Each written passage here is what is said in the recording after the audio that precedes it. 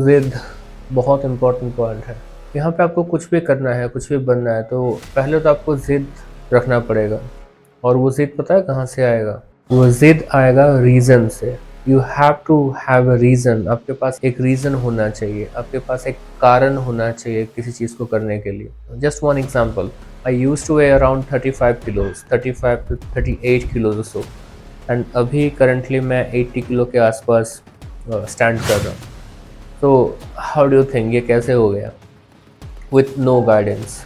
I am from a village, so वहाँ पे ऐसा भी नहीं कि मतलब अच्छा गाइडेंस मिलेगा या फिर something like that. So easy आप देख पा रहे हैं, I had a reason, I needed to do something जहाँ पे मेरा बॉडी वेट ठीक ठाक वेट पे आ जाए। That reason was enough. तो वो करते करते करते ऐसा हो गया कि ये इतना ज़्यादा मैं इसके ऊपर पैशनेट हो गया कि मैंने मास्टर्स ही कर दिया। And now I'm literally working in a multi-specialty hospital as a senior clinical dietitian, HOD, dietetics department. I'm 28 now. So reason जिद, पागल हो जाना है बिल्कुल आपको। मतलब लोगों को ऐसा लगना चाहिए कि आप पागल हैं, आप क्रेजी हैं, आप मतलब मेनियक है, something is wrong with you. Just one example था, बाकी बहुत सारे एग्जाम्पल्स और भी हैं। आई एम प्रीटी श्योर कि आपके लाइफ में भी बहुत सारे रीज़न हैं, बहुत सारे ऐसे पॉइंट्स हैं जो कि आपको प्रूव करना है। एक और चीज़, जब भी मैं सब कुछ बहुत अच्छे तरीके से साइमल्टेनियसली हैंडल करना सीख जाता हूँ, मतलब करना शुरू कर देता हूँ, जैसे स्टडीज़ हो गया, काम हो गया, सोशल मीडिया हो गया, मेरे बाकी जो 3 एग्ज़ाम्स के लिए मैं पढ़ाई कर रहा हूँ वो हो गया, पर्सनल क्लाइंट हो गया, ये सब कुछ जब बहुत अच्छे तरीके से मैनेज करना शुरू कर देता हूँ, तभी मेरा तबीयत ख़राब हो जाता है। और ये हुए जा रहा है, मतलब ये कंटिन्यूसली, मतलब पिछले 10 साल से कंटिन्यूस है।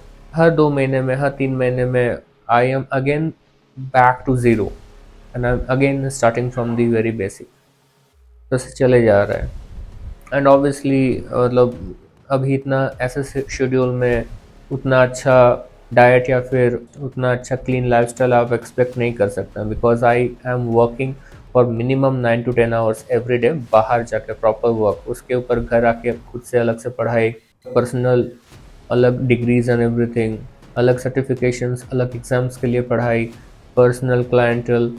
अब समझ पा रहे हैं? So this is my life, this has been my life since I have completed my masters. And masters जब चल भी रहा था मेरा डायटेटिक्स एंड न्यूट्रिशन में, तो तभी भी मेरा सेम ही कंडीशन था, सेम ही मेरा रूटीन था। मैं हमेशा बहुत सारे प्रोजेक्ट्स एक ही साथ में करते आ रहा हूँ, क्योंकि I have my reasons, limitless reasons, बहुत सारे रीजन्स है मेरे पास।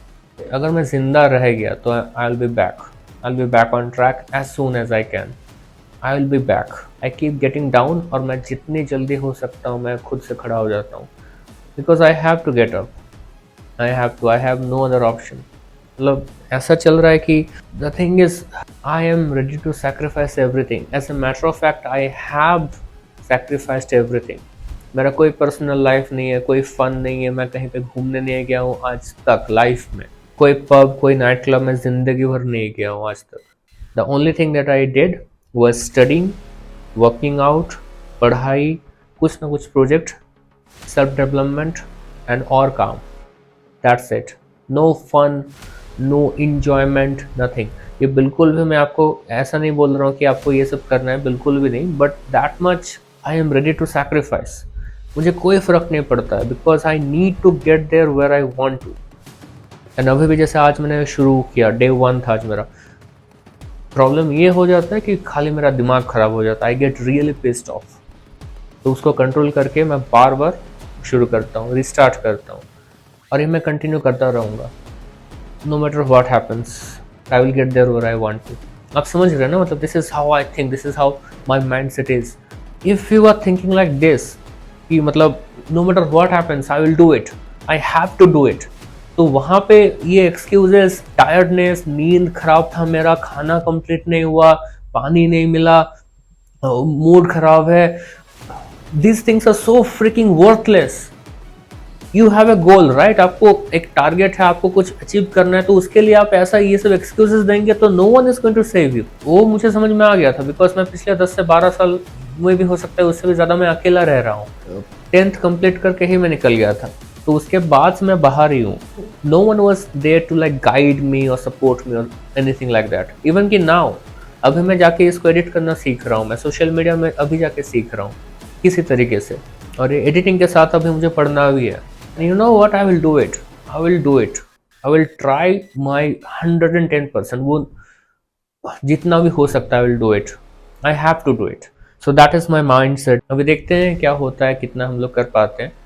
The thing is I know कि 110% देने के बावजूद अगर कुछ नहीं होता है तो in that case it's fine, because I know कि I have given my everything. So आप समझ पा रहे हैं, अगर आप ऐसे माइंडसेट लेके चलेंगे तो बहुत ऊपर या फिर बहुत कुछ ना भी हो, बट कुछ ना कुछ तो हो ही जाएगा। You getting my point right? तो आपको ऐसा सोचना है, एंड ट्रस्ट में बॉडी हैंडल कर लेगा, एडप्ट कर लेगा मोस्ट पॉसिबली। अगर आपका जेनेटिक्स अच्छा है, अगर आप मेरे ऐसे ऐसे नहीं थे, या फिर आपका इम्यूनिटी अगर ठीक है, तो बॉडी आपका हैंडल कर लेगा। तो ये बेसिकली मेरा पर्पस था ये शो करने के लिए कि माइंडसेट कैसा रहना चाहिए। Will cover many topics, will cover supplements, exercise, tips and tricks. अगर आपको कुछ भी पूछना रहे तो please use the comment section या फिर इंस्टाग्राम में मुझे डीएम कीजिए, आई विल आंसर देयर। मिलते हैं जल्दी नेक्स्ट वीडियोज़ में। Bye bye.